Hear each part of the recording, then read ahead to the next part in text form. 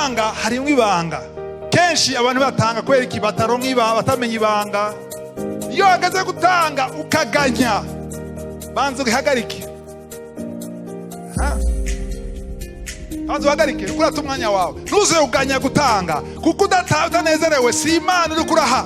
Ikintu cyose Imana iguhaye, ikintu cyose ufise, si amafaranga gusa. Ikintu cyose ufise, niyo wagitanga atari inyungu zawe, ari inyungu z'ubwami bw'Imana, ari inyungu z'ijuru, ari gufasha abakene, ari gufasha abapfakazi, ari gufasha imfuvyi, ari inyungu zandiho, ata nyungu personezi wawe, bicika imbuto. Nimba ushaka ko ibyo utanze bicika imbuto, hari conditions zibiri, bintu bibiri. Kirazira gukora utanezerewe. Ikintu cyose kuba utanezerewe gutanga, ntugitange. Genda ukoresha ibindi, genda wubake, genda ugura amatongo, genda ugura ibindi. Ariko unezerewe kandi udahazwe, haleluya, biri kontabilize mu ijuru. Bwana sifiwe. Abanezerewe mugire gutya, manura. Abaganya mugire gutya. Imana ishimwe nta numwe. Hari indirimbo ivuga ngo umvu kosenga, mu gitabo hanze ngo umvu konganya. Mu gitabo cyane narafuse, nafashe ikaramu ndafuta kuganya, mvuga umvu kosenga. Ni 30 kangahe? 36. Ntuzosova ngo umvu konganya, umvu konsenga, sivyo? Kumbura iririmbye wayikompoje yakoraganya, ariko ntuganye. Kirazira kwigodomba cyane kuganya. Haleluya. Hari umuntu yakompoje iyo ndirimbo namubwira nisha urahindura ugira ngo wumve uko nsenga. Amen. Haleluya. Pio, ndashaka kwemeza ko urongorwa na muhemu yera. Urazi gituma ibintu kenshi ibintu nigisha warongoye tanga kubivuga ntaratangura. Entreta abantu benshi vakansi bakunda kuza ngaha bamambwira ngo Pio ari he? Ari uvuye mu Uganda ejo bundi yasubiye inyuma ngo ndababaye ko ntagiye ntabonye Pio waje. Ngira sabe cameraman atumbeze kuri Pio. Kugi message zo kuri YouTube, sivyo? Pio gira kujya une kamera bakorone. YouTube gira kutuza, duza ukuboko. Haleluya. Ngo Pio ndakunda ngena soma Bibiliya. Kuko muyasoma ngo nawe usamara ngo cyumva wo vyumviriza. Urumva rengabire ni nyinshi siko? Uduze kaya kaju kujya nyene. Ndashaka aha bazo kubona kuri YouTube. Wamaze kujebuka. Iburaya washitseyo, Amerika washitseyo, Aziya washitseyo, isi yose wayishitsemo. Haleluya. Ya. Katushima Imana. Mana ndagushima ku ijambo tugiye gufungura. Ndashaka presence yawe mu mwanya tugiye gusangira. Ndasengeye umuntu wese ari hano ntege numwe ava ngaha nkuko yaje, udukurikira kuri internet wese aronke icyo muteguriye. Ndasavye ukingura ijuru, ndahagaritse esprit zose za resistance mu izina rya Yesu. Ndafashe autorité ku mpwemu zose, haba ngaha haba kuri YouTube. Umuntu wese yabari kuri radio azega kuronka icyo wateguye mu izina rya Yesu. Imigozi ya Satani cike, wigaragaze Mana. Ndashaka kubikoresho cyawe aho wivugira mu izina rya Yesu Kristo. Amen. Haleluya. Nako navuga ndemeza ko Pio arongorwa na mpemu yera, kuko kenshi arongora wamusanga avuga ibintu bijanye n'ibyo ngira nigisha, sivyo? Akantu yakuvuga ngo kamwe, ngo fate kamwe. Ari abantu batarashika neza muri Yesu baza ngo kamwe n'akayeri, sakayeri. Ngo kandi nguhe mugenzi wawe kamwe, ngo umuhe kamwe, siko bavuze. Ngo nimba wahezagiwe umugenzi wawe umuhe kamwe. Ngo nigize kwisanga nguma ntanga. Kubera iki? Hari ibanga, vuga uti hari ibanga. Hariho ibanga cyo gutanga. Message no munsi, ibanga. Subiramo, ibanga. Ndashaka kumenya ibanga cyo gutanga. Haleluya. Gutanga harimwo ibanga. Kenshi abantu batanga kubera iki bataronka ibanga, batamenya ibanga. Abandi batanga kubera mu mashengero menshi baratinya kwigisha vyerekeye gutanga, baratinya kwigisha vyerekeye amafaranga, kuko nibavuga ati ninavyigisha bana bavuga ati niko ndabasopa. Ivyo ni vyashikiye amashengero gusa, vyashikiye na Paulo mu Filipi 4:17 aje kubabwira ariko arabasigurira ivyerekeye gutanga, abatera amashugwe, ababwira ati mu mashengero yose ni mwebwe munshigikira. Ngiye murabona hariya handitse ngiye muri Tesalonika ni mwebwe munshigikira, kandi sacrifice ikibazi cyanyu canke igitambo cyanyu ngo byaduze nk'umubavu umota neza.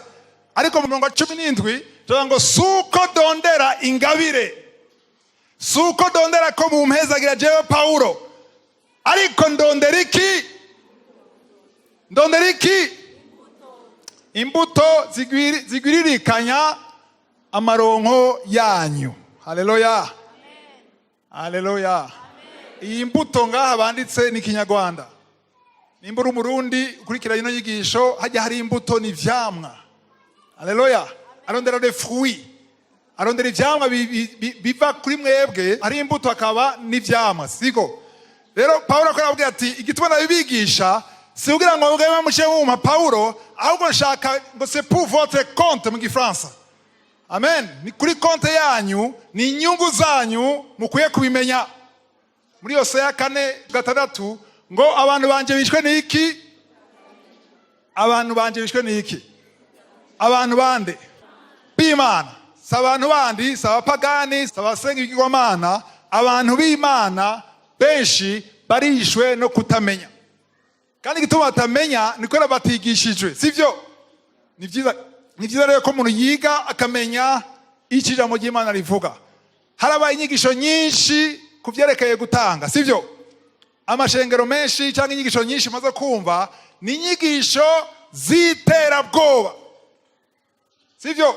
Hari umuntu amaze kuzumva nkanje, uragowe, uri gisuma, inyatsi zigiye gukurikira, ibintu byawe byose bigiye kuba down, uragowe, abana bawe bazogira accident, imodoka yawe ikigonga, abana bawe bazogwara, ayo mafaranga udatanga uzoyatanga mu bitaro.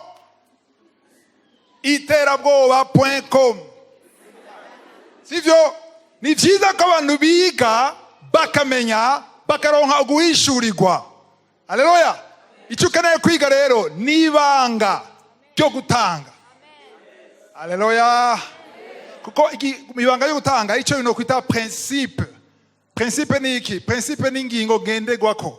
Ni ikintu Imana yashize ngaho kimeze gutyo, ugigize gutya bimera gutya. Sivyo? Umubiriro rubeya ushizeho ikiganza urasha. Shaka uvuga mu ndimi urasha. Shaka wujujwe urasha. Kire udahiye ni gitangaza. We kwa Shadrach Abednego kunywa baca mu muriro ntibashe, kiya ni gitangaza. Ni byiza reko tumenye ko igitangaza tutagiprograma. Igitangaza ni Imana igikora iyishatse, sivyo? Hanyuma iyo ufashe igitambara nkakirekura gutya kikagwa hasi, sinagisunitse nakirekuye. Kweki kitaduze hejuru, kweki kitazamuka kimanuka, kubera hariyo principe Imana yashizeho mwisi ituma ibintu byose hari ahantu bigarukira bikoroka, hariho attraction. Amen. Ivyo rero tabizi nutara gituma bikoroka. Uyaza ngo ibintu byose birakoroka. Abantu barora television bamwe bagize iminsi bagenda mu kwezi, sivyo? Muramuna bagira gute? Baramanuka bo baraduga, baguma baduga aho kumanuka. Kubera iki? Bageza ahantu attraction y'isi itakiragira gute? Itakibakwega, sivyo? Rero ni kwiga ukamenya ivyo Imana yashizeho. Ibanga ryo gutanga niba rimenya, hari ubuzima bwawe buzohinduka. Imana ishimwe. Haleluya. Hari nashaka kugiga tubijemwo. Amen. Galatiya 6:7-8. Mansome 7. Galatiya 6 verset 7. ntimuzimire. Imana nticokorwa kuko ico umuntu abiba cose arico azokwimbura. Ntimuzimire, mu Gifaransa ne vous y trompez pas. Ntimuzimire cyangwa nimwibeshe. Amen. Kuko ngo ico umuntu abiba cose azogera gute? Nico azokwimbura. Nushaka kubiba ibiharage cyangwa ibishimbo witeye kuronka ibigori cyangwa ubushaza, ntibishoboka. Icyo washizeyo nico gira gute? Nico uzokwimbura. Rero andiko turavuga ibindi, nituko turavuga ibigori, tukavuga iki? Tuko tuvuga uburyo gutanga cyangwa gutanga ari ibintu bifatika, ariko umugisha uboneka mu gutanga. Ikintu cyose utanze, igikuru si cyo utanze, ni ingene ugitanze. Cyo kintu cyambere cyo kwandika. Igikuru si ivyo utanze, ariko ni ingene ubitanze. Haleluya. Umurongo 8. Ubiba mu buryo bw'umubiri azokwimbura ukubora mu mubiri. Ariko ubiba muri mpwemu azokwimbura muri mpwemu bugingo budashira. Haleluya. Urumva ko byose bivana n'ingene ubiba. Kubiba, gutanga bisigura kubiba. Amen. Haleluya. Tugende muri Imigani 11:45. Proverbe 11 verset 25. Umutima urekura. Umutima ugira gute? Urekura. Cyangwa utanga. Uzototahara. Bavuze umutima urekura, ni kuvuga umutima utanga, sivyo? Uzogira gute? Uzototahara. Kandi uvomera abandi azovomerwa nawe. Mu Gifaransa bavuga ngo l'âme bienfaisante, umutima utanga uzohaga. Sera rassasié. Ariko ngo kandi ngo ugira gute? Uvomera abandi azovomerwa nawe. Abandi bavomera gute? N'umupira wo kuvomera. Umupira yavuga. Uzogira gute? Uzotanga kamwe, tubiri, dutatu. Azogira gute? Nuko muratahura. Uzovomera abandi, nuvuga uzohezagira abandi, azogira gute? Nawe yazogira ahezagirwa. Kubera ahezagirwa uhezagira abandi. Kubera iki ahezagirwa uhezagira abandi? Kuko ndiho Imana ishaka guhezagira abantu bayo. Ishaka guhezagira ubwoko bwayo. Rero iyo ibonye umuntu avomera, haleluya, niwe acha Imana ihezagira kugira agume avomera. Iyo ugiye kuvomera, ujya mupira wo kuvomera, ndakunda iyo kuvomera, ijambo kuvomera.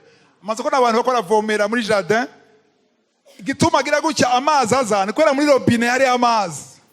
Uzohengera ko aravomera, ugende kuri robine wugare, azoguma ameze gutya.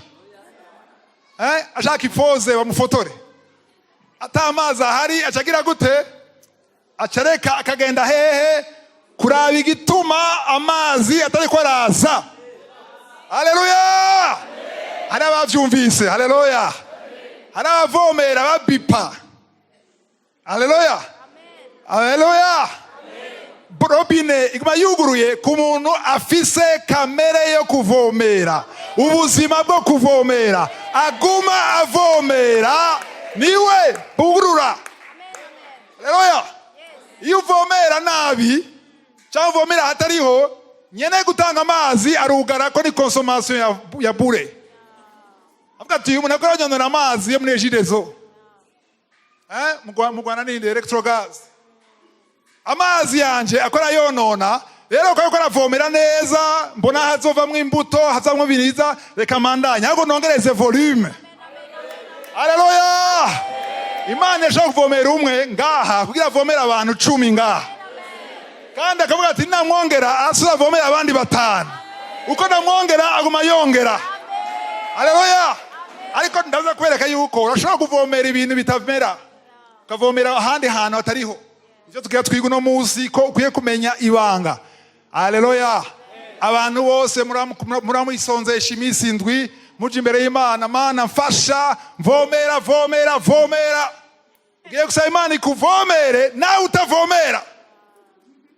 Kubera iki? Ukusaba Imana ibintu bitajanye na principe yayo. Haleluya. ushobora kugira 40 jours utarya mugabo akabwira ati ega si ikosa z'amasengesho wasenze neza wisonzesheje wananutse wonze ariko hari kibazo vuga hari kibazo hari kibazo cyo kutamenya ntamenye ikibazo aho kiri ni washize mu ngiro. Haleluya. Jewe namendeteguye yuko igitambara ukirekuye nikiduga kiramanuka. Haleluya. Wowe nakuranza ngo kiduge nikishaka kuduga kiramanuka. Nushaka kunsaba guhindura ibikorwa narangije kuva kera. Abanyefeso 2:10 bavuga ngo yabirangije kera kugira tugere gute tubigenderemo apana tubihindure. Abana b'Imana bashaka guhindura ibyo yarangije kera. Wowe urinde uhindura ibyo yarangije kera. Reka kubihindura ahubwo bigenderemo. Ndavuze nibigenderemo. Bijyamemo. Bigumemo. Haleluya. Ashaka babigenderamo.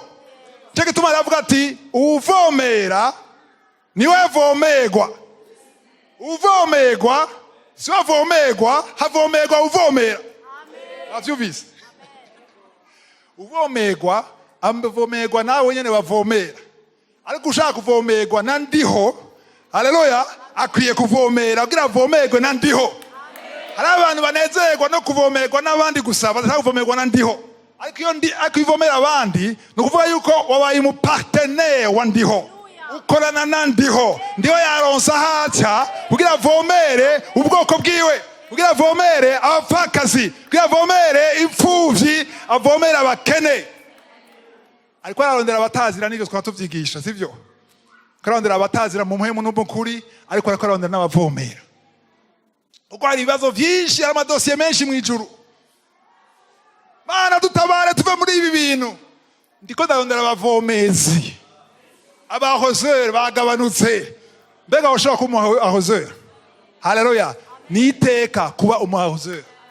Niteka kubona yuko ndiho afise ahantu haca akarondera akagutora. Haleluya.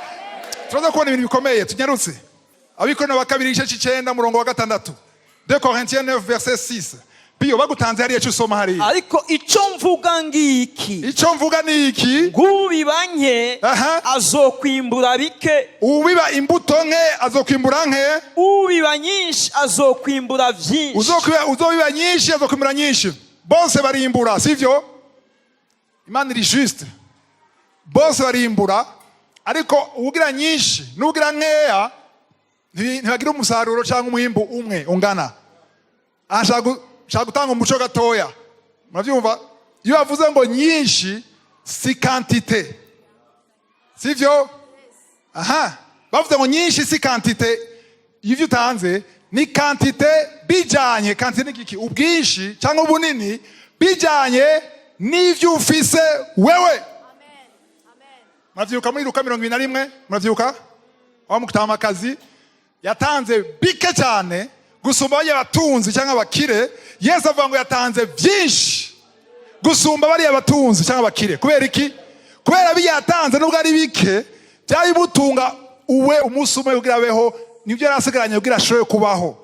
Ivyo rero byari bifise agaciro gusumba byinshi by'abandi. Iyo bavuze ngo uwiba nyinshi imbuto nyinshi ni par rapport y'imbuto ufise. Haleluya.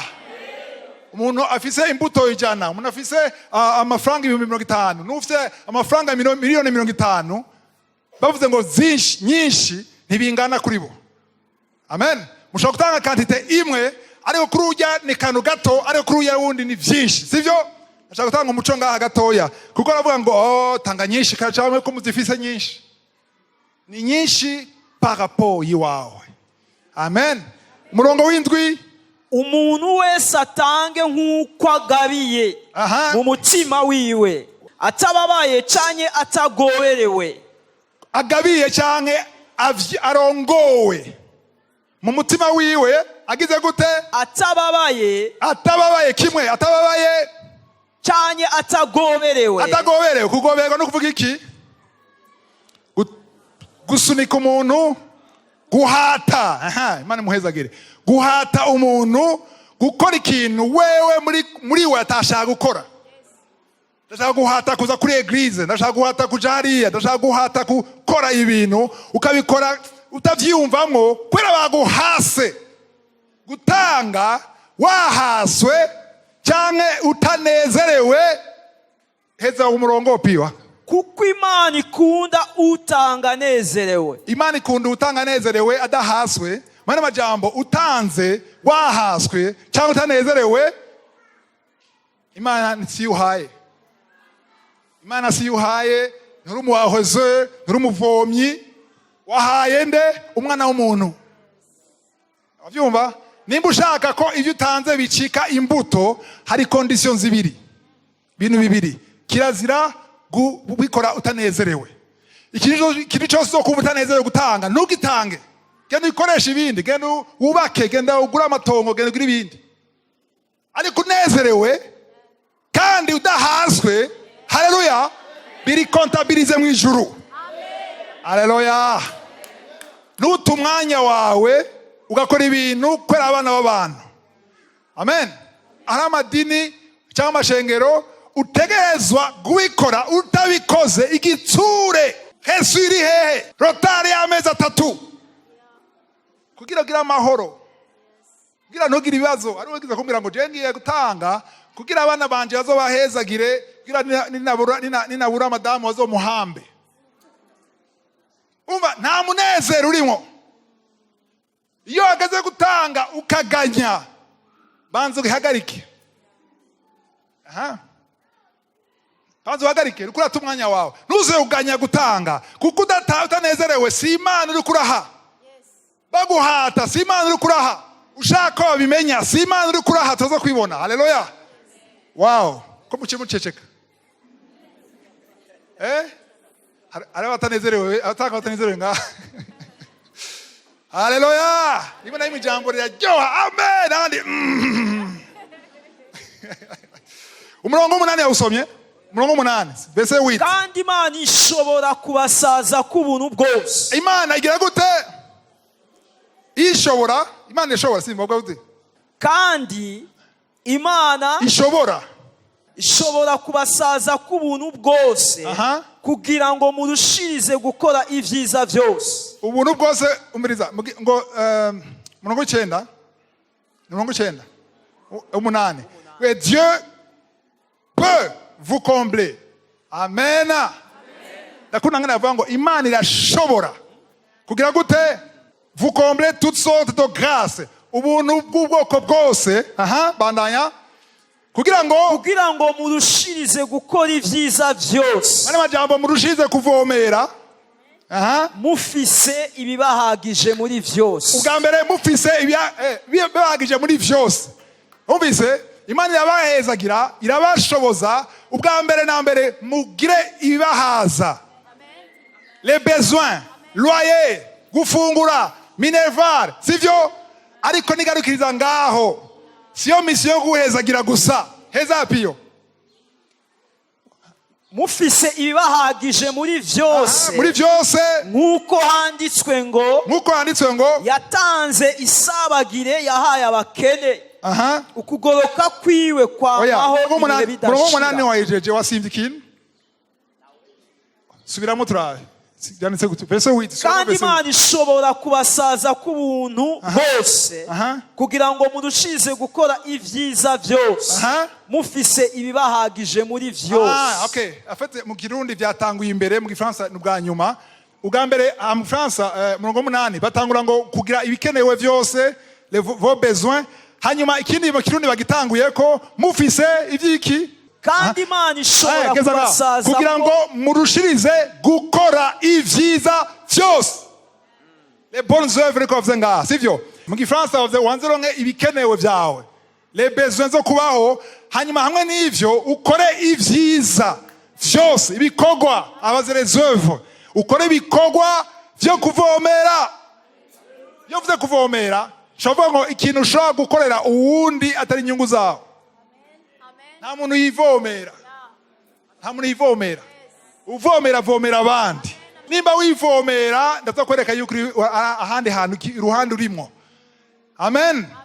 Murongo 8 bavuga ibintu biri mu Gifaransa bivuze neza. Ubanza kuronka wewe ivyo ukeneye, les besoins hanyuma gashobora no gukora ibikorwa vyiza les œuvres abavuze ngo kugira ngo gukora ivyiza vyose murongo w'umunani verset 9 murongo w'icenda nk'uko handitswe ngo yatanze isabagire yahaye abakene ukugoroka kwiwe kwamaho ibihe bidashira. uwo murongo avuze yasanze isabagire murongo w'icenda ngo nk'uko handitswe vyanditse hehe Zaburi 112 murongo w'icenda muhandike Psalm 112 verset 9 iyo verset Paulo avuze ngiriya murashokira bariya anye kuri tableau amen verset 9 wayihejeje. Ok, somalia verse, Pio, somalia verse. 112. Yatanze isabagire, yahaye abakene, ukugoroka kwiwe kwamaho ibihe bidashira. Haleluya. Ihembe ryiwe rizoshirwa hejuru mu cubahiro. Amen. I chapitre yose ivuga byerekeye gutanga, mbwa murumva yuko ishira attention ku bakene. Haleluya. Abakene, vuga abakene. Hari umuntu yigeze kumera ngo jera afite ikibazo ngo mu mashengero barondera amafaranga yo kugura aba instrument ngo nibafasha abakene. Kwera abakene umengo ngo abakene naco rugeze kumera ngo abakene naco Imana irababona. Imana irababona mbwa ishaka kubahezagira hagati iciye kuri wowe. Ishaka kubahezagira iciye mu ishengero. Sivyo? Jambo y'Imana muri Kongo ishengero dini ry'ukuri nigitaho abapfakazi n'imfuvyi. Amen. Areo Paulo aravuga abakene nigiye muri Galatia agitangura bena Barnaba ikintu cyambere bababwiye ati aho mugenda hose muze mwitaho abakene. Paulo avuga ati nijyo nitayeho cyane gusumba abandi natangaye. Yagiye kuvuga ubutumwa ntiyambwiye ngo uzogende ngo ushirigaza ku bantu ngo cyane witeho abakene. Imana ishimwe. Umurongo rero nyezina uno munsi ni umurongo w'icumi niho duhagarara ko cyane verset 10. Soma umurongo w'icumi. Kandi iha umubivyi imbuto n'imitsima yo kurya niyo izobaha ibongeranirize imbuto zanyu zo kubiba kandi zogwiza imbuto z'ukugoroka kwanyu. Imana itanga iki? Ibintu bibiri. Itanga imbuto. Mu Gifaransa ni iki? Semence. Sivyo? Imbuto mu Kinyarwanda imbuto ishobora kuba fruit canke semence. Mbwa mu mwanya twese tuvuga imbuto ijya ubiba mu ivu, sivyo? Ninde atanga imbuto? Imana itanga iki? Imbuto. Ashaka mutabura yuko imbuto bakora vuga ngaha si bigori. Ashobora kuba amarundi, ashobora kuba amadolari cyangwa abanyarwanda kuvuga amafaranga. Imana itanga amafaranga ashobora gucika imbuto cyangwa iki? Mwakuriye mutsima cyangwa umukate, dukoresha umukate. Umutsima biragoye ibijumbura. Amafaranga ashobora kuba imbuto cyangwa akaba umukate cyangwa umugati. Iyo uvuze umukate muri Bibiliya ni ibyo nyine ukeneye.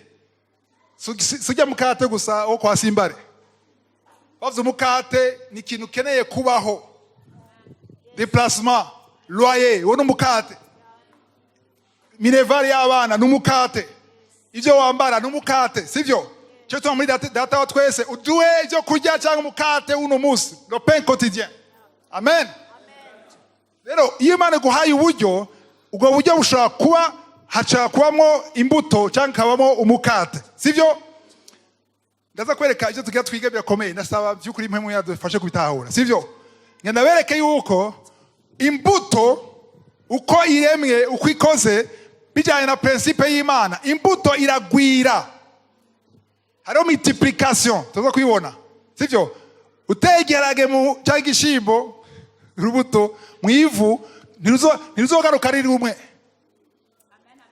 Amen. Hagaruka ari bingahe? Nyinshi. Nimwe ni mubizi, ni byinshi. Gigori ufashije yose ukakura kuziya mbuto gazigenda zita mu ivu, uzitera mu ivu, hashobora kuvamo ma stock y'ibigori. Sivyo? Imbuto iri multiplier. Iragwira. Umukate nawo uja hehe? Munda. Hanyuma kiri uri multiplier. Uja hehe? Indazi y'umukate uja. Ni muhazi? Kumutinya kuhavuga.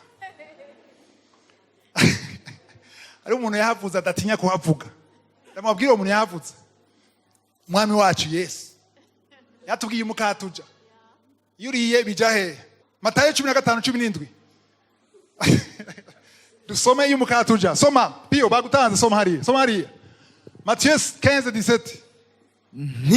Ntimutahura yuko ikintu cyose kigiye mu kanwa kija mu nda kigaca mu nzira yacu. Uwo muntu atazi bibiri yabasha. Kana wondere mu Gifaransa. Wakija mu nzira yacu murayizi. Nijya nyene abarundi rero. Nijya nyene. Yesu uko yavuze mu Gifaransa. Bon, yavuze mu aramaye mugabo tugerageze kurangane batraduije. Ne comprenez-vous pas que tout ce qui entre dans la bouche va dans le ventre puis est jeté où? Dans les lieux secrets. Ahantu hihishije. Hajya muzi nyene hihishije. Muri kajya kazu nyene kihishije. Niyo bija. Nibijimultiplia. Ndabareke mwanze mu bidigere gatoya. Iyo uriye umukate uja mu nda ugacugenda muri soke ahantu hishije. Iyo tuvuze umukate simaka ujya mukate uko umuntu umukate ikintu cawe c'inyungu yawe ikintu wiguriye wewe nyene kene gure Mercedes Benz nziza denyekri urayigenderamo izosaza izohera hari abantu bafise imyaka 45 duga hano nimutiye abagore abakobwa ntibaduza cyangwa abagore afise 45 nije nyene zirenga baba ibujumbura basi bafise 45 baduga hari ama Peugeot 404 ndayizi y'amatara ameze gutya asongoye gutya murayizi ninda rasura kuyibona muri ville zaroye he zira hano hihishije mu Buyenzi mu Mbabura niyo Mbabura yaheze ishiza he ahantu hihishije umukate ugenda ahantu ayo makoti akayanga nazoja he ariko imbuto imbuto lo miracle y'imbuto ibanza gupfa nishika y'imultiplia ibanza gupfa uko tirapfa muri umwanya wo gupfa rero hari ukurindira hari ukwihangana hanyuma ugakomeza uvomera abantu basaba Imana ibiharage cyangwa ibishimbo cyangwa kuba ikawa ibiharage biranyaruka urashaka amezi 2 zona byaje ariko ikawa myaka 3 4 kubera iki uko biteba niko bigira agaciro. Amen. Rero ndashaka tuzabura yuko ikintu cyose Imana iguhaye ikintu cyose ufise amafaranga gusa ikintu cyose ufise ni wagitanga atari inyungu zawe ari inyungu z'ubwami bw'Imana ari inyungu y'ijuru ari gufasha abakene ari gufasha abapfakazi ari gufasha imfuvyi ari inyungu zandiho ata inyungu personnel wawe bicika imbuto niyo koti yawe uyaye umuntu kumuhezagira gusa icicika imbuto nibayigumana izotabuka ihere ijya ahantu yishije ariko nibaye uwundi muntu ugira umuhezagire wawe ikirato cye kirapinze uramuhaye iki wawe. Haleluya. Kiya kirato muhaye kibaye imbuto nicyamara guhera kigahera etera cacimultiplia ivyamwa bizoza kirinde la roseur wavomye uko muravyumva bisaba guhishurirwa bisaba kuronka ihishuri utabitahuye uzokwa mubikora kwera bagusavye kubikora uzobikora kwera bakubona ariko utabitaronse iribanga uzorambigwa uzokweza igizomba bitaza biza bivuye he. Amen. Abantu bashaka maji Imana igira maji Imana igira principe zayo nizishira mu ngiro. Amen. Dusubire ku murongo w'10 rero adusubize mu murongo w'10 hariya mwe Pio yasoma 2 Corinthiens 19 verset 10 mwahasomye rero nabwe ku murongo ari wonyene duhagarako cyane umurongo w'10 yuko Imana iha imbuto iha imbuto ababivyi. Nimba uriko urasaba imbuto, uriko urasaba umugisha, uriko urasaba promotion, uriko urasaba imbuto, Imana irakubaza none ko usaba imbuto mbega uri umubivyi? Uri umubivyi? Cyangwa uri umugi w'umukate? Mama Imana avuga ati uyu ni mikate asaba si imbuto akora ducamo ngo ni imbuto akasaba umukate. Imana yicamwo nimwibeshe nuvuze itrompe pa. Imana irakuzi nushaka kwirisha ubwenge, yakumenye utarabaho, yamenye sokuru wawe atarabaho. Mana herawa natanze, Imana keneye kubira ngo herawa natanze. Principe irikora. Imbuto nayo yokoroka pa accident, irapfa ikimultiplia ko yasanze principe, systeme ya principe iri mu ivu. Hari imbuto wagiwa abantu bagera bikoreye imbuto zimwe zikagwa mu nzira, siko twasomye Matthieu 13 je crois cyangwa Matthieu 13. Hari imbuto zaguye mu nzira, ariko zaguye mu nzira ntiziteye, zarakorotse zisanga systeme ya multiplication iri mu ivu, principe iri mu ivu ikiyakora. Haleluya. Rero ntibukeneye gusenga wisonzesha ngo wirukane inyatsi. Amen. La meilleure façon yo kwirukana inyatsi ni ugushira en pratique principe Imana yaremye. Haleluya. Akujewe ni bya karande raranduka bien. Ushira en principe uje mu ngiro karande raranduka yose. Amajambo bavuze basokuruza bangahe byapfa byose kwereka ibisanga principe y'Imana. Haleluya. Bisanga principe y'Imana. Nta hantu bava ngo wapfuye ngo par accident. Amen. Ntiyakora murasa canke yaragunshiriya cyangwa umwana yakoze ku nkoho kiramwica. Ninde yamwishe none? Si nkoho yamwishe, nkoho n'imbunda mu Kinyarwanda, sivyo? Yishwe niki? Principe. Yuwake waremye inkoho. Yuko ukweze kuri gashete urusase rugenda. Umwana vyarazi. Yishwe no kutamenya. Kuko bakisomesha no kutamenya. Amen. Ibintu byinshi birugaye kuko mutaramenya ibanga. Amen. Abazo babwira ngo genda ubishiye mu ngiro rero ngucuraba 2 semaines ngucugenda kuri contrat. Ariko arakubesha. Amen. Imana nikeneye ko ugeza ngukiraba. Imana ishaka ubibemwo, ubigenderemwo, bicika ubuzima. Haleluya. Harakanu yavuze ngaha murongo w'icumi. Harakanu yavuze mu mpera simukiri ko bakavuga. Heza twumve. Ngo zokongera ivyama kandi izogwiza imbuto z'ukugororoka kwanyu. Kwande? Pana kw'Imana kwacu, kw'ababivyi. Amen. Ukugororoka uva yuko kubiba nubwo uri kurashira mu principe. Muri principe yo kubiba harimo ikintu cyitwa iki? Ko byiye kubivuga kugororoka, kugendera mu kuri, kugendera mu kwezwa. Haleluya. Inyigisho babwira ngo ntacyo ngo no mu prostitute ngo atanga mu ishengero ngo biragwira, harimo kugororoka. Amen. Sukuzana ngo sukuza nk'umukomeresa. Oya, ntuze nk'umukomeresa, uza nk'umuntu yubaha Imana, atagendera mu nzira y'ibyaha. Umwana w'Imana yakijijwe, yakiriye Yesu umwami mukiza mu buzima bwiwe. Bibiri kwita umugororotsi. Amen. Kora wogejwe n'amaraso ya Yesu. Amen. Bamaze kuba umugororotsi rero nk'uko birivuga, hanyuma ni wabiba iyo mbuto ikaja mu ivu igasanga systeme ya multiplication. Cyane cyane nubigire kwera ngo multiplication, ubigire bambere guhesha Imana icubahiro. Amen.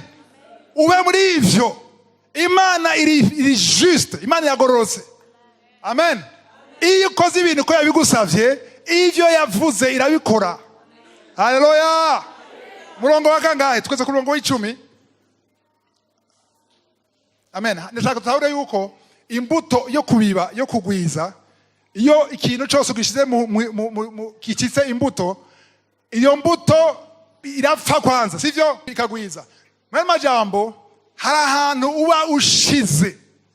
Birivuga ngo murondere kubika ngo mabanki ya hehe mwijuru hari amabanki hari abantu ngaho basoma konte mwijuru nivyo hari konte mwijuru hari amakonte crediteur n'amakonte debiteur debiteur novuga yuko ari munsi ya zero hari amakonte nuba konte yawe yoba irimwo bisigura yuko hari igihe hakenerwa intervention ukaba mu bibazo hakaza intervention y'abamarayika amen bagenda kwikora hehe muri konte yawe yo mwijuru sivyo batwereke badushireho Matayo 6:19 Matthieu 6:19 ntimukirundanirize ubutunzi mu isi aho inyenzi n'ingese bibumara n'ibisuma bikimba bikabwiba ariko mwirundanirize ubutunzi mu ijuru aho inyenzi n'ingese bitabumara hatariyo n'ibisuma vyimba ngo vyibe amen kwirundaniza no kuvuga yuko kubika mu ijuru none aba bantu babika mu ijuru gute uri kwisi ubika mu ijuru gute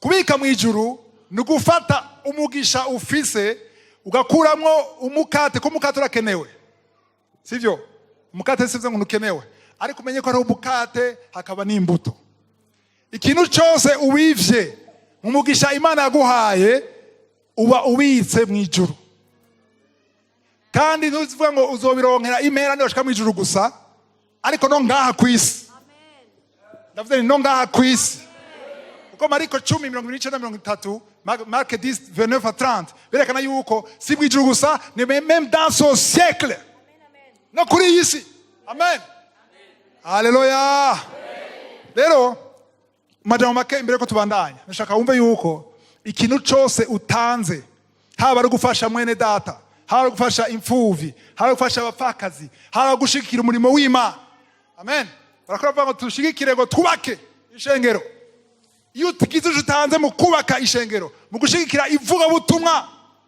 amen ikintu cyose utanze uvuga uti Mana ikintanze nta na kimwe jewe ndongukamwo personnellement c'est pour la gloire de Dieu ni kubw'icubahiro c'Imana mwene data arafise ikibazo ndamufashije kugira ngaragaza urukundo rwa Kristo kuko Kristo yavuze ngo muze mukundane hagati yanyu ntibazomenya ko muri abanje sivyo uratanze kugira ufashe mwene data ukunda mugenzi wawe nkuko wikunda ari mu kibazo uramufashije nkuko nawe gukenera ugufasha icyo kintu cyose uzotanga muri iyo ntumbero hari umupfakazi arara hanze adase n'ahaba uramuhaye indaro cyangwa umuhaye ahaba uramurihiye n'inzu aharara icyo kintu koze haleluya ayo mafaranga utanze acitse imbuto haleluya urundi ruhande uraguze tere urubatse inzu uraguze n'imodoka urariye abana amashure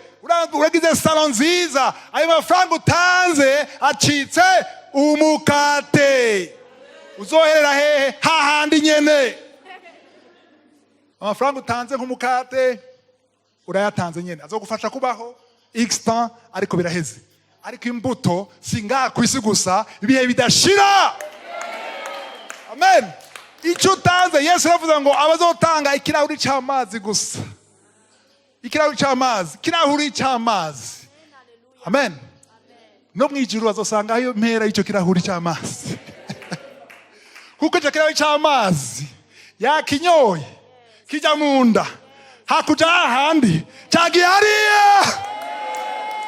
muvyumva imbuto ntizija hariya zijya mu ijuru wakinyoye amazi akanye uraryoherwa sivyo ariko uwaguhaye amazi azosanga yigwijije kenshi hariya mu ijuru amen numva yuko ari ibintu bikeneye gusigura ko benshi ntibavyumva benshi bavuga ati ndagowe ntabikoze ndavumwe bano majambo nta rukundo rurimwo ko nababajwe n'ubushonje nababajwe n'urara hanze nababajwe n'igipfuvyi ababajwe na konte yiwe bava mukura ku kazi reka ntange ni protege jewe Yesu avuze ngo utanga ubuzima ku wundi amen celui qui donne sa vie. Nta rukundo ruruta gutanga ubuzima ku bw'uwundi.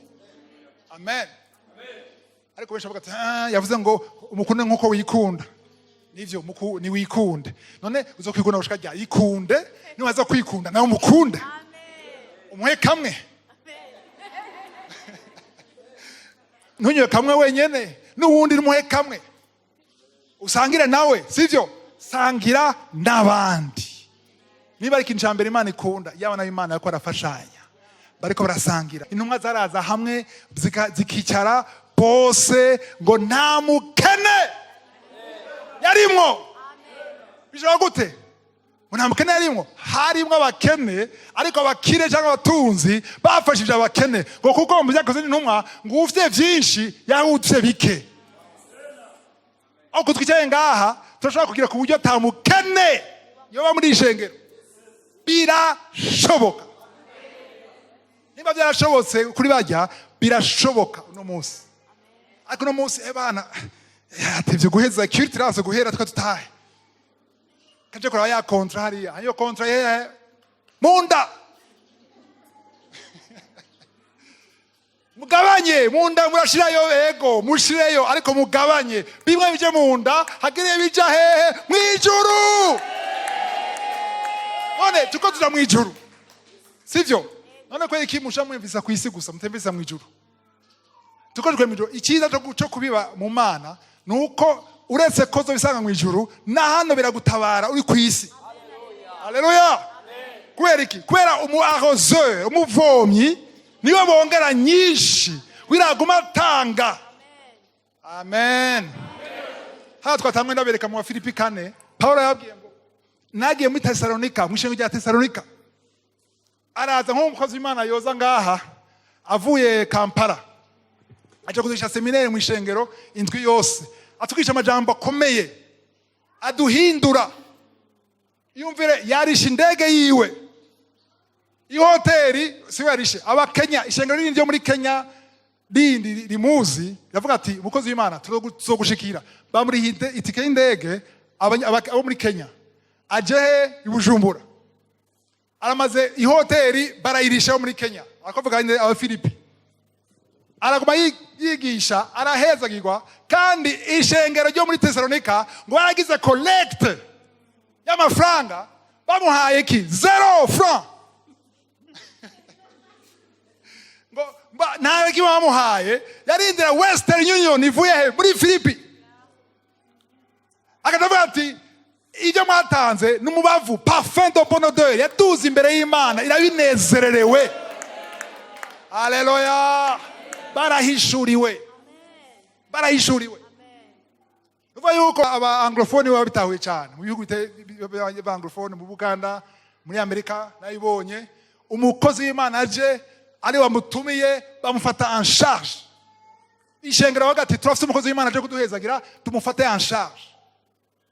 Ariko mu francophone barakene kwigisha bashaka kuza nicuye na taxi vero wirihiye udashi uhejeje mukozi w'Imana watuhezagiye Imana iguhezagire bana turatashe rero sawa uramutse Baganda. Abantu banje bishwe niki kuko urumva ababihishuriwe hari ishengero rigeze kushamo hari muri Kenya cyangwa Uganda bavuze ngo ure tugire offrande tugire ishikano abantu bashaka ko bidoro basirimba habaye iki tukazimanya gutanga banyabazana igitunga bagisanga imbere biruka bagehewe baririmba kubera iki barahishuriwe babikora n'umunezero nawe wategetse ngo muravumwe twarahezagiwe Imana yaduhezagiye reka natwe tugire icyo dukoze tugaragaza urukundo rwayo bisaba guhishurirwa. Haleluya. Umurongo wa 10 wawusomye simba ku murongo wa 11 soma verset 11 baganye muri 2 Corinthiens 9 umurongo wa 11 namwe muzotungishwa muri vyose ngo mugire ubuntu bwose butuma dushimisha Imana. Wahejeje 12:12 kuko igikorwa cy'uko kugabura igikorwa cy'ugabura cyo gutanga kitamara ubworo bw'abera gusa, aha, ariko kandi kirushiriza gushimisha Imana muri benshi. haleluya. Ya murongo ugume hajya gatoya, sivyo? Mwabwiye ko ari ibanga cyogera gute cyo gutanga. Ahari ibyo murongo muwandike cyangwa muwufate ku mutwe. Abikorana wa kabiri cicice na murongo 12. Abantu benshi bararambirwa gutanga kuko batarataha iyo murongo. Havuze ngo uretse ko amashikano mwatanze, amafaranga mwatanze yarabamaze ubukene, sivyo? Barashoboye kujya, barashoboye kurya minevara abana, barashoboye kubaho. Uretse ivyo gusa hariho intere ya kabiri. Amen. Ibyo mwatanze byabasunitse gutanga ishimwe ku Mana. Nimuvyumva neza. Zaburi 22:3 cyangwa 4 mu Gifaransa, Icyongereza verset 3, Psalm 22 verset 3, 4 mu Gifaransa, amaverse amwe hava ngo uhora vyagira amashimwe, sivyo? Rero nimba ari ikintu cya mbere gihimbara ndiho n'amashimwe y'abana b'Imana. Nta kimazi ushobora guha Imana kihimbara gusumba ishimwe rivuye mu kanwa k'umwana w'Imana. Haleluya. Paulo yakarabereka ati nivyo warafashije ku by'umubiri byo kubaho, ariko hamwe n'ivyo, amen, vuga hamwe n'ivyo byatumye bafukama bakaduza ishimwe ku Imana yabakuye ku bukene. Ntimukura byumva, sinze ko muvyumva. Hari ikintu gikomeye kiba iyo umwana ashimye, umwana w'Imana ashimye Imana. Haleluya. Rero ibyo mwakoze byatumye atanga ishimwe. Amen. Ushobora guhura cyo gutuma muri Galatiya 6 umurongo w'10 haravuga yuko ngo mufasha abantu bose muri rusange, ariko cyane cyane abo mu nzu y'Imana. Kweka mu nzu y'Imana n'amacakubiri, no so amacakubiri. Abapagani twabakuyemo ngo bose n'abapagani, sivyo? Ariko cyane cyane kuko umupagani uramuhezagira kama amafaranga akanezerwa, acha kubita mucopo na kamwe ka vrai rapana kakane bavuga, aja kunywa akanezerwa, akisambura agasambura inzu y'Imana. Ariko umwana w'Imana, haleluya, uretse ko anza kurihanye n'inzu abaze kurihanye n'inzu achafuka makadiririba, uri Imana, uruwera, uruwera. Iryo shimo ryaduze kubera iki? Imbuto watanze. Uretse kuzora umugisha wewe, Imana yonyene yahezagiwe. Si wewe nyene wahezagiwe, nandiho yahezagiwe kubera iki? Watumye aronka ishimwe. Byavuze hajya murongo 12. Haleluya. Ibyo rero byantumye jewe mvuga ni abo, kumbe nivyo, reka nanjye provoke ishimwe. Haleluya. Reka ngiri icyo nkora, abamarayika ntibaririmbe bonyene, hagira undi muntu abashigikira kubera ishimwe, kubera imbuto natanze. Yay! Urumva iwewe wahezagiwe, waronse umugisha, ariko nandiho yaronse umugisha. Uhezagirwe ariko nandiho umuhezagire. Mutima wanje hezagira uhoraho, mufuko wanje hezagira uhoraho, konta yanje hezagira uhoraho. Ibyo ufite byose bihezagire ndiho. Umurongo warampinduye ubuzima bwanje. Verset 12. Imyaka myinshi cyane ndawutahuye. Haleluya. Ubuzima bwanje bwaciye buhinduka bwose. Ngene mbona Imana, ngene mbona ibintu. Haleluya. Haleluya. Hari umuntu ari mu kibazo agaca kwepa karaba hariya. Nundi amubona ikibazo akabona opportunité. Haleluya. Yo guhezagira ndiho. Haleluya. Yo gufasha ikibazo cy'uwo no guhezagira ndiho. Wow. Izi ni inyigisho zikenewe kuvyekeye gutanga. Apana iterabwoba. Kuko umuntu umuteye ubwoba azotanga unezerwe, ariko ndiho atanezerewe. Ndabisubiremo. Umushize ko pression ukamuhata, azoguha wewe unezerwe ko yaguhaye, ariko ndiho atanezerewe. kuko ndibakunda abatanga bameze gute banezerewe. Haleluya. Wow, murongo 12 wawusomye. 13. kuko uburyo mwageragejwe nuko kugabura kwatumye abo bahimbaza Imana yuko muyumvira mwatura ubutumwa bwiza bwa Kristo kandi yuko mwagize ubuntu bwinshi bwo kubafasha no gufasha abandi bose. Tureza ku murongo 14. kandi mu kubasengera babagirira inkumbu kuko ubuntu bw'Imana burushiriza kuba muri mwebwe. Abo bavuze ngo inkumbu, bavuze ngo il prie pour vous parce qu'il vous aime. Bakunda kubera iki? À cause de la grâce imminente que Dieu vous a faite. Haleluya. Ikibazo rero abantu no munsi utarabitahura ibi, umuntu araguhezagira, sivyo? Uranezerewe, uramushimiye, ariko numusengeye. Bariko murabasengera kuko babakunda. Umuntu ukunda ukuyegura gute? Kumusengera. Umviriza, haro principe y'Imana. Uhezagiye, umuntu aguhezagiye mu muhemu, uramuhezagira n'uburyo bwawe. Uguhezagiye n'uburyo bwawe, nawe nyene umuhezagira mu muhemu. Ni principe y'Imana. Abantu bose baguhezagira, ubahezagire nawe. Baguhezagiye n'uburyo udafise, ubahezagire n'icyo ufise. Haleluya. Uya nka Paulo na Yohana, nta feza dufise, nta nzahabu dufise, ariko icyo mfise ndakiguhaye mu izina rya Yesu, haguruka. Nta mafaranga ufise, urafise muhemu yera. Nta mafaranga ufise, urafise akanwa gashobora guhezagira. Yakobo 3 ngo gashobora guhezagira cyangwa kakavuma. Ivyo uronka vyose, ivyo ufise vyose. Aragana nakavuze. Amen. Abantu bakunda kuvuga ngo sawa sha navyumvise birakomeye. Bikoresha mwebwe mwifitiye byinshi. Nimba ukivuga gutyo inyuma y'ino nyigisho ntaco watahura. Haleluya. Kuko ijambo ry'Imana rivuga ngo no umwizigwa muri bike. Haleluya. Uzoshobora kuba umwizigwa muri byinshi. Rero hari igihe kenshi Imana iguha bike canke ikugara ikagabanya gose kugira abikiri mutima wawe. Amen. Nimba ukivuga ngo uku kwezi n'ukwezi gukurikira nta kintu kimwe nzokorera Imana mu buryo bw'amafaranga, sizoshikira mu ishengero, sizoshikira ivugabutumwa, sizoshikira umuntu n'umwe, kuko ebana amafacture ya minerval z'abana ni terrible, birazimvye.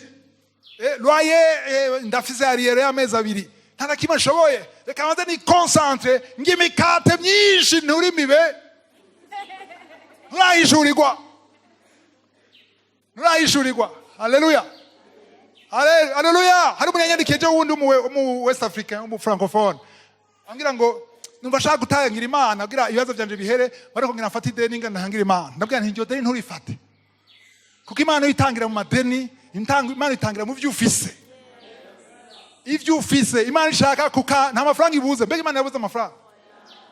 Imana yavuze ngo muri Zaburi ngo izinka zose nshonje sinaza gusaba wewe umpe inkwa yawe. Shonje ziyanka zose no zijya zose. Ko nizanje nzire naziremye. Rero ntushobora gufata ideni ngo uhezagira Imana, ntufata ideni ngo uhezagira Imana. Haleluya. Ideni risubiza nyene yo bank. Utayisubije niyo nzu yawe itwara. Usenga wisonzesha bayitwara bien. Imana uyezagira mu vyawe. Imana uyezagira mu nyungu, pana mutahe mu nyungu. Inyungu bagwaye credit yo kugira business muri bank, sivyo? Hanyuma ayo mafyo wavuze muri bank ntavyo ugize ngo reka basi ngure muri capitale, Imana yabona ko ntanze zoca idugiriza. Oya si gwawe, ugiye gutanga ibitari ivyawe, ucitse umusuma. Si vyawe. Tanga mu vyawe. Haleluya. Rero nako navuga nti abantu bavuga ngo urumva ngo minevare ngo ni byinshi ngo iki, ayo na excuse. None ko ari byinshi ugashobora kubiriha, kubera ko ibyandiho udashobora gutanga ikintu na kimwe. Iyo mikate izimvye si wayishizemo. Nababwiye yuko umuntu akwiye kubaho ku nivo yiwe. Ndavuga cyane muri kanguka, sivyo? Ube kuri nivo yawe. Uje mu nzu ushobora kuriha. Ujana abana ahantu ku ishuri ushobora kuriha. Ntugenda aho ndashobora, sivyo? Amen. Haleluya. Hari ibindi byo kuvuga ariko ntacu. Turarangije. Imana ishimwe. Haleluya. Twumvise iki? Mu vy'Imana guhejagije hariho umukate hakaba imbuto. Amen. Abikorano ba kabiri igice cy'icenda umurongo wa w'indwi batweretse yuko ivyo utanga mani majambo ivyo uhindura imbuto ni wewe ubigabira mutima wawe. Amen. Ni wewe udesida ati imbuto niyi umukate n'uyu. Muga nimba ata mbuto yigera ibaho urakeneye gusengerwa. Haleluya. Urakeneye kuguruka amaso y'impwemu. Amen.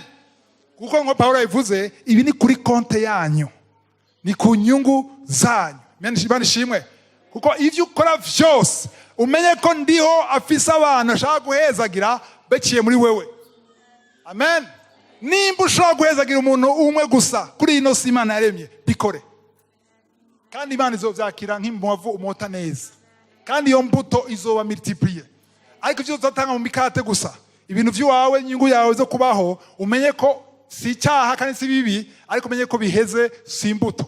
Nta multiplication izobera mu nda, sivyo? Multiplication ibera mu ivu ryandiho. Principe yandiho nuko utanga kubw'abandi atari inyungu yawe, nawe agashitsa ivyo yavuze. Haleluya. Ndio abaho umugisha.